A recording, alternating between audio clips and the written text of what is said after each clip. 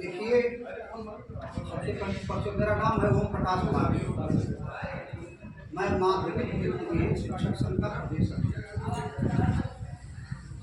इस समय चुनाव का समय था और चुनाव के समय में हम शिक्षा से जुड़े हुए शिक्षक की जिम्मेदारी होती है कि जैसे बच्चा लिखता है तो हम उसका मूल्यांकन करते हैं, तो मूल्यांकन में हम सही नंबर देते हैं कि नहीं वास्तव में इसने जो कॉपी पर लिखा है वह सही लिखाया है। अगर हमने मूल्यांकन सही नहीं किया तो इससे समाज में पूरी रूप से गलत संदेश जाएगा। तो आज चुनाव के समय बिल्कुल हमको मूल्यांकन यह करना है कि आज़ादी के बाद एक समय था कि सभी क्षेत्रों के लोगों की एक मंशा थी कि देश अपना है, हमारा किसी तरह का शोषण नहीं होगा।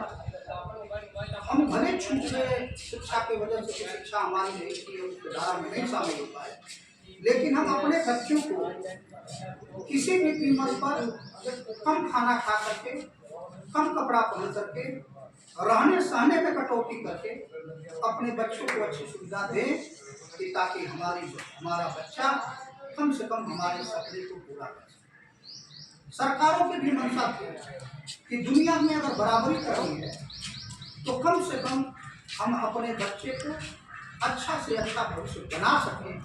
सरकार की यही मंशा और इसी मंशा के कारण बैंकों का राष्ट्रीयकरण,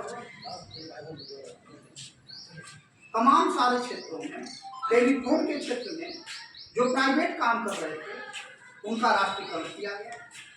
इसके बाद 1977 के बाद तमाम सारे हाई स्कूल और कॉलेजों को ग्रांटीनेट किया गया। 1982 में चयन आयोग बना और चयन आयोग से तमाम सारे लोग 2000-4000 वेतन पाने वाले लोग अच्छा वेतन पाए। तो इससे ग्रामीण तस्वीर भर करके सामने आई और मेहनत करने वाले लोगों को तमाम सारी सुविधा, पानी की सुविधा और तमाम सारी सुविधा दी गई। इससे खेती किसानी में भी उपज। इधर 10 वर्षों से लोगों को विश्वास था कि जो राष्ट्रवाद का नारा दिया गया, उस राष्ट्रवाद में एक बात थी कि कम से कम हम राष्ट्रीय विकास से जुड़े हुए मुद्दे को हम पूरी तौर से मेहनत करेंगे और हम अपने नागरिकों को अधिक से अधिक रोजगार करके देंगे ताकि देश तरक्की करे और यह भारत चाइना की बराबरी करे, रसिया की बराबरी करे, अमेरिका की बराबरी करे और हमारे दक्ष जो कुशल कारीगर हैं वो अच्छा से अच्छा वेतन पाएँ। इस तरह की मंशा सारे लोगों की। लेकिन इधर गाँव में जो हमारे बच्चे हैं हाई स्कूल पास होते ही सुबह 4 बजे भोर में जग करके दौड़ लगाना शुरू कर देते थे कि नहीं हमारे पिता के पास कोई चीज़ का साधन है तो हम शारीरिक श्रम करके कम से कम हम मिलिट्री की भर्ती, पुलिस की भर्ती, पीएससी की भर्ती में अपना भविष्य बना सकते हैं और हमको नौकरी मिल जाए। लेकिन जब से कॉन्सेप्ट अग्निवीर का आया, अग्निवीर कॉन्सेप्ट पहले तो लोग मजाक में इसको लेते थे कि जब तक लड़के भर्ती नहीं हो गए थे या जॉब नहीं करने लगे, और जैसे ही भर्ती होने के बाद जॉब करके घर आए तो जिस तरह से उनके साथ व्यवहार किया गया कि गांव के लोग उनको नकली सैनिक बोलते हैं, नकली सैनिक। और उसका कारण क्या था कि 2-4 सैनिक जो शहीद हुए तो उनकी लाशें जब घर पर आई तो उनको घर पर लाश पहुंचा करके, और जब पहले सैनिक की लाश आती थी तो वहाँ प्रदेश सरकार उनके घर पर जो उन्हें पैकेज देती थी, ये सैनिक मेरे प्रदेश का है, शहीद हुआ है, हम उसको 50 लाख, 60 लाख, 20 लाख, 25 लाख जैसे सरकार की मंशा पैकेज देती थी। और जिले के डीएम से लेकर के सारे अधिकारी, प्रदेश के मिनिस्टर, सारे लोग शहीद परिवार के घर पर जाते थे और जाकर के उनको राजकीय सम्मान के साथ अंतिम संस्कार किया जाता था। तो ग्रामीण नौजवानों का एक कुतूहल था, तमाम महिलाएं कहती थी कि यह बेटा जो शहीद हुआ है वो हमारे गांव का बेटा है, हमारा बेटा है। बहनें कहती थी कि हमारा भाई है, और नौजवान कहता था कि मेरा भाई है। ये सब चीज़ें पूरी तौर से चल रही है। लेकिन एकाएक मालूम नहीं देश में क्या काली छाया आई है कि उन नौजवानों को, आज नौजवान जो सुबह दौड़ता था, हम देख रहे हैं कि वो नौजवान खाली मोबाइल पे खेल रहा है। इतने लड़के ड्रग्स के शिकार, तमाम बच्चे अब सोच रहे हैं गार्जियन की पढ़ा के मैं करूँगा क्या, नौकरी तो कोई मिलनी नहीं है। इसलिए लोगों ने अपने बच्चों की पढ़ाई छुड़वा दिया कि पढ़ाई से कुछ होने वाला नहीं, उनके पैसा खर्च हो रहा है। और तमाम लड़के जो इलाहाबाद, दिल्ली, गोरखपुर, लखनऊ तैयारी कर रहे थे, जब जॉब नहीं है तो उनके माँ बाप ने कहा कि तुम कुछ मत करो, सीधे खराब के खेती करो, मैं इतना पैसा तुम्हारे ऊपर खर्च करने के लिए तैयार नहीं हूँ। उसमें तमाम लड़के इस उत्तर प्रदेश से आते हैं।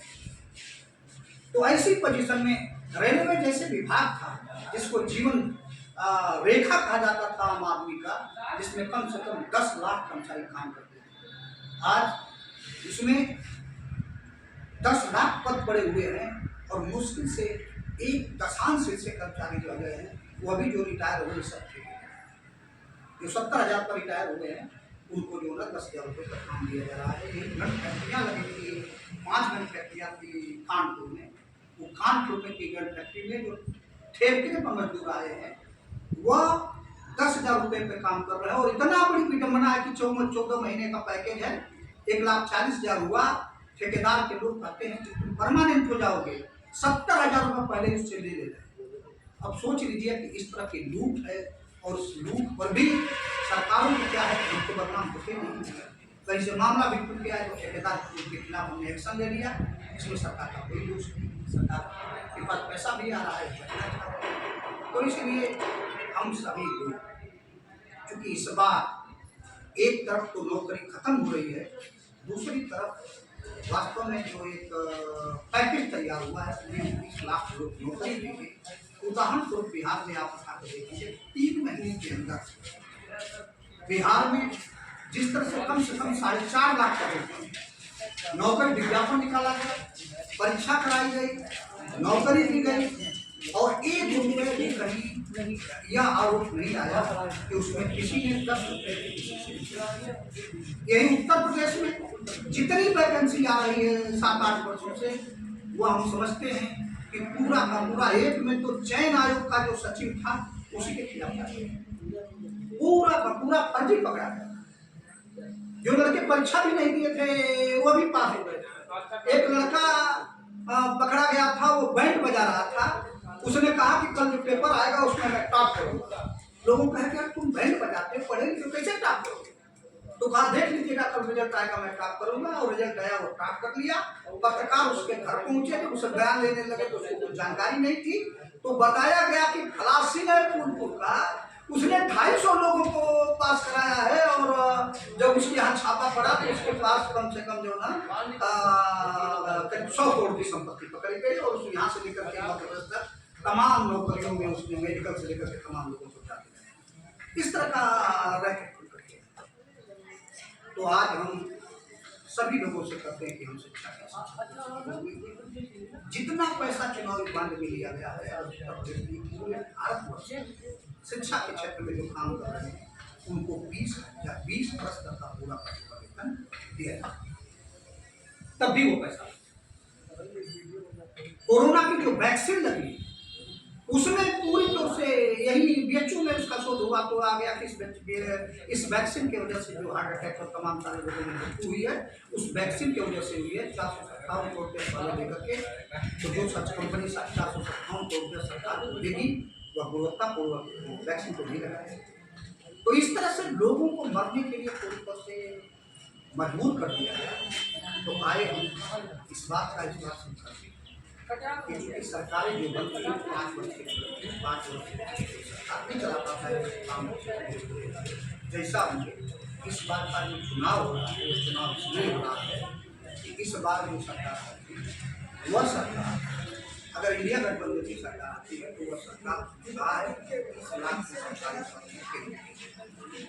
तो केंद्र के सारे पदों के हम इतने महीने के अंदर सारी वैकेंसी निकालेंगे, और वैकेंसी निकाल करके क्योंकि सारी परीक्षाएं कराती है प्राइवेट कंपनियां, इनको खबर करेंगे। जैसे पहले सरकारी लोग जो है सारी परीक्षा कराते थे उसी तरह से परीक्षा संपादित करा देंगे। यह एक आया। और दूसरा ये आया है कि देश में अब पैसे की कोई कमी नहीं।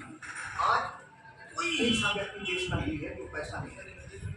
एक मजदूर व्यक्ति अगर शैम्पू खरीदता है तो उस पर जीएसटी इंक्लूड है, ब्लड खरीदता है तो ब्लड खरीदता है तो जीएसटी इंक्लूड है, नमक खरीदता है तो जीएसटी इंक्लूड है।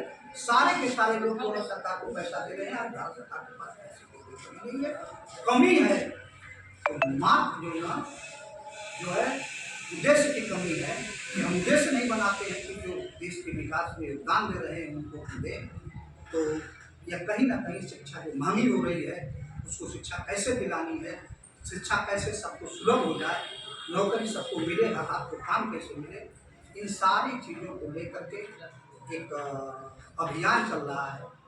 तो हम ये चाहेंगे क्योंकि हम लोगों के लिए तमाम जो है केंद्र में भी हमारे प्रदेश में भी एक बार तो हम बनारस में जब अगले चुनाव में आए थे, हम लोग बनारस को गए तो योगी से कहा प्रधानमंत्री से आप नहीं मिल पाएंगे लेकिन मुख्यमंत्री से मिल पाएंगे।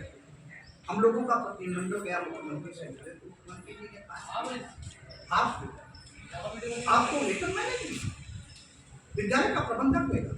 तो हमने कहा माननीय मुख्यमंत्री जी 25 विद्यालय को आपके लिए आप अपने टीचरों को कितना वेतन, तब तक उनका कमांडो कहा कि आप मुख्यमंत्री से क्लास और सबको धक्का देकर। तो यह देख रहे हैं कि कोई ऐसी पॉलिसी तो नहीं।